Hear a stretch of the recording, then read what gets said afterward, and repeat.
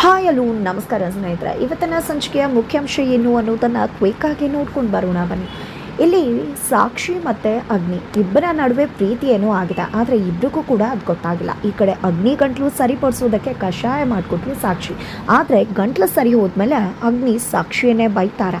ಹಾಗಿದ್ರೆ ಇಲ್ಲಿ ಸಾಕ್ಷಿನೇ ಗಂಟ್ಲು ಸರಿಪಡಿಸಿದ್ದು ಅನ್ನೋ ವಿಷಯ ಅಗ್ನಿಗೆ ಗೊತ್ತಾಗತ್ತಾ? ಹೌದು, ಖಂಡಿತ ಗೊತ್ತಾಗತ್ತಾ. ಅದನ್ನು ಹೇಳೋದು ಅದಿತಿನ ಅಲ್ವೇ ಅಲ್ಲ. ಇಲ್ಲಿ ಅಗ್ನಿಯ ಚಿಕ್ಕಮ್ಮನ ಮಗಳು ಅಂದರೆ ಅಪ್ಪನ ಎರಡನೇ ಹೆಂಡತಿಯ ಮಗನೇ ಇಲ್ಲಿ ಅಗ್ನಿಯನ್ನು ತರಾಟೆಗೆ ತಗೋತಾರೆ. ತರಾಟೆಗೆ ತಗೊಂಡು ಸಾಕ್ಷಿ ನಿನಗೆ ಅಷ್ಟೆಲ್ಲ ಒಳ್ಳೇದು ಮಾಡಿದ್ಲು, ಆದರೂ ಕೂಡ ಅವಳೇ ಬೈದು ಅವಮಾನ ಮಾಡಿ ಕಳಿಸ್ದೆ ಅಲ್ವಾ, ಇವತ್ತು ನಿನ್ನ ಗಂಟ್ಲು ಸರಿ ಹೋಗೋದಕ್ಕೆ ಅವಳ ಕಾರಣ ಇನ್ಯಾರೂ ಅಲ್ಲ ಅನ್ನೋದನ್ನು ನೆನಪಿಟ್ಕೊ ಅಂತ ಹೇಳಿ ಬೈದು ಹೋಗ್ಬಿಡ್ತಾರೆ. ಆಗ ಅದಿತಿ ಮತ್ತು ಗೋಪಣ್ಣ ಇಬ್ಬರು ಕೂಡ ಹೌದು, ಸಾಕ್ಷಿ ಯಾವಾಗಲೂ ಕೂಡ ನಿನ್ನ ಗಂಟ್ಲು ಸರಿ ಹೋಗಬೇಕು ಅಂತ ಅಂದ್ಕೊಂಡೇ ಇದ್ಲು. ಅದೇ ರೀತಿ ಕಷಾಯನೂ ಕೂಡ ಮಾಡಿಕೊಟ್ಲು. ನಿನಗೆ ಅವಳಿಗೆ ಥ್ಯಾಂಕ್ಸ್ ಹೇಳೋಕ್ಕಾಗಿಲ್ಲ ಅಂದರು ಅವಳ ಬಗ್ಗೆ ಕೆಟ್ಟದಾಗಿ ಮಾತಾಡಬೇಡ, ನಿನಗೆ ಈಗೋ ಅಡ್ಡ ಬರುತ್ತಲ್ವ ಥ್ಯಾಂಕ್ಸ್ ಹೇಳೋದಕ್ಕೆ ಅಂತ ಹೇಳಿ ಅದಿತಿ ಹೇಳಿ ಹೋಗ್ಬಿಡ್ತಾಳೆ. ನಂತರ ಇಲ್ಲಿ ಸಾಕ್ಷಿ ಕೂಡ ಹೊರಟೋಗಿರ್ತಾಳೆ. ಆಗ ಅಗ್ನಿ ಸಾಕ್ಷಿಯನ್ನು ನೋಡೋದಕ್ಕೆ ಅಂತ ಹೋಗ್ತಾರೆ.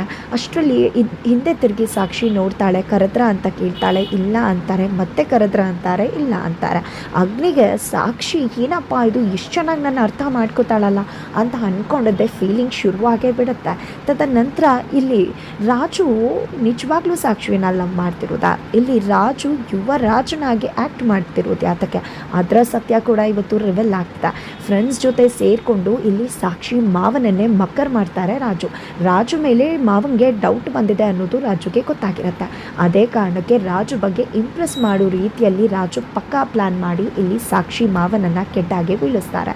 ಜೊತೆಗೆ ಇಲ್ಲಿ ಸಾಕ್ಷಿಯನ್ನು ಪ್ರೀತಿ ಮಾಡ್ತಾ ಇದ್ದೀನಿ, ಹುಚ್ಚು ಪ್ರೀತಿ ಆಗಿದೆ ನನಗೆ ಅವಳ ಮೇಲೆ ಅಂತ ಹೇಳ್ತಾರೆ. ಜೊತೆಗೆ ದುಡ್ಡಿಗೋಸ್ಕರ ನನಗೆ ಅದಿತಿ ಕೂಡ ಬೇಕು, ಲೈಫ್ ಲೀಡ್ ಮಾಡೋಕ್ಕೆ ದುಡ್ಡು ಬೇಕಲ್ವಾ ಅಂತ ಕೂಡ ಹೇಳ್ತಿದ್ದಾರೆ.